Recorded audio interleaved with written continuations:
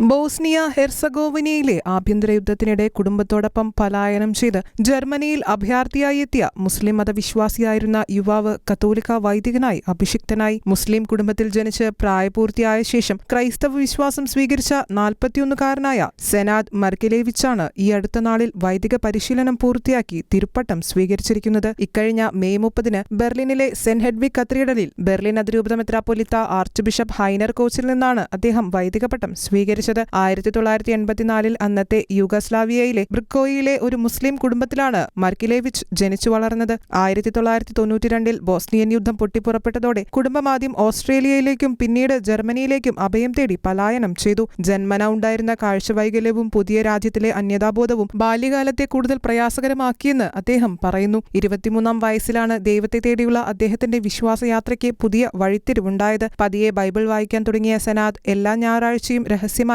ദേവാലയത്തിൽ പോകാൻ തുടങ്ങി. ആദ്യമായി ദേവാലയത്തിൽ കയറുമ്പോൾ ഭയമായിരുന്നു. ഞാൻ ചെയ്യുന്നത് ശരിയാണോവെന്ന് പലപ്പോഴും മനസ്സിൽ ചോദ്യം ഉയർന്നിരുന്നുവെന്ന് സെനാദ് പറയുന്നു. എന്നാൽ ഇരട്ട ജീവിതം നയിക്കാൻ താൽപ്പര്യമില്ലെന്ന് പിന്നീട് തിരിച്ചറിയുകയായിരുന്നു. വിശുദ്ധ ബൈബിളിലും തിരുസഭയുടെ കൂദാശകളിലും ആകൃഷ്ടനായ അദ്ദേഹം 2009-ലെ ഈസ്റ്റർ വിജിൽ ശുശ്രൂഷയിൽ മാമോദീസ സ്വീകരിച്ച് കത്തോലിക്ക സഭയിൽ അംഗമാകുകയായിരുന്നു. തുടക്കത്തിൽ അമ്മ ഉൾപ്പെടെയുള്ള കുടുംബാംഗങ്ങൾ എതിർത്തെങ്കിലും പിന്നീട് അദ്ദേഹത്തിന്റെ തീരുമാനത്തെ അംഗീകരിച്ചു. അധികം വൈകാതെ വൈദിക പരിശീലനത്തിന് പ്രവേശിച്ചു. 2023-ൽ ലണ്ടർഷോഫനിലെ മുതിർന്നവർക്കായുള്ള സെമിനാരിയിൽ ദൈവശാസ്ത്ര പഠനം പൂർത്തിയാക്കിയ മർക്കിലേവിച്ച് ബെർലിനിലെ ന്യൂകോളൻ ജില്ലയിലെ സെന്റ് എഡിത്സ്റ്റൈൻ ഇടവകയിൽ ഡീക്കനായും ശുശ്രൂഷ ചെയ്തു. മനുഷ്യരെ ആത്മീയമായി അനുഗമിക്കുവാനും സുവിശേഷം അറിയിക്കുവാനുമാണ് ദൈവിക ശുശ്രൂഷയിലൂടെ താൻ ആഗ്രഹിക്കുന്നതെന്ന് അദ്ദേഹം പറയുന്നു. പുതിയ ഉത്തരവാദിത്തമുള്ള ഇടവക മുസ്ലിം ജനസംഖ്യ കൂടുതലുള്ള പ്രദേശത്തായതിനാൽ തന്റെ ജീവിതാനുഭവം വഴി ക്രൈസ്തവരും മുസ്ലിമുകളും തമ്മിലുള്ള സൗഹൃദത്തിനും സുവിശേഷവത്കരണത്തിനും സഹായകരമാകുമെന്ന പ്രത്യാശ പങ്കുവയ്ക്കുകയാണ് ഈ യുവ വൈദികൻ.